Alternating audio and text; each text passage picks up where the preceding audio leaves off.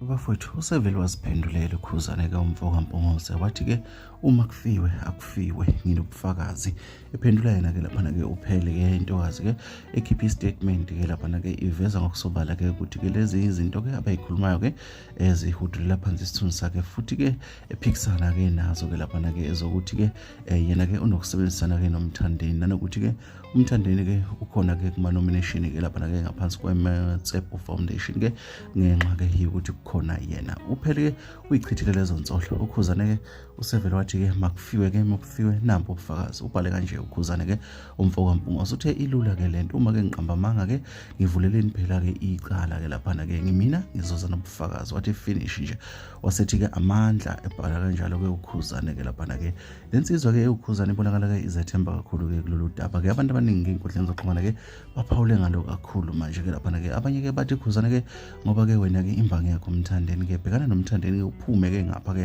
kophele ke lapha ke ukhuzane ke kodwa ukhombisa ukuthi ke lempi ke uyifuna iqhubekile ke na kanjani njengoba ke eveza ukuthi unamandla ke uma ke umuntu ethi unobufakazi soke eveza ke amandla anawo ke lapha ke ngodaba ke njengoba nokhuzane ke enze njalo asazi ke bafowethu ukuthi ke izozala nkomo njengoba ke sibona ke ukuthi nophele ke naye ke intokazi ke lena ke inamandla kakhulu ke ngoba siyakhumbula bafowethu ukuthi ke njengoba ke isebenzisana ke nayo ke lapha ke ifoundation kaMatsepe ke lapha ke kukhomba khona ukuthi abantu ke abasemandleni ke labo ukhuzane ke uthi ke ayihloma ihlasele ngifake icala ke mina ngize nobufakazi yabo sishuthi ke ukhuzane uveza ngokusobala lezi zinto ke wayikhuluma lapha ke kwi-broadcast ke wayibizwa ke yona interview ke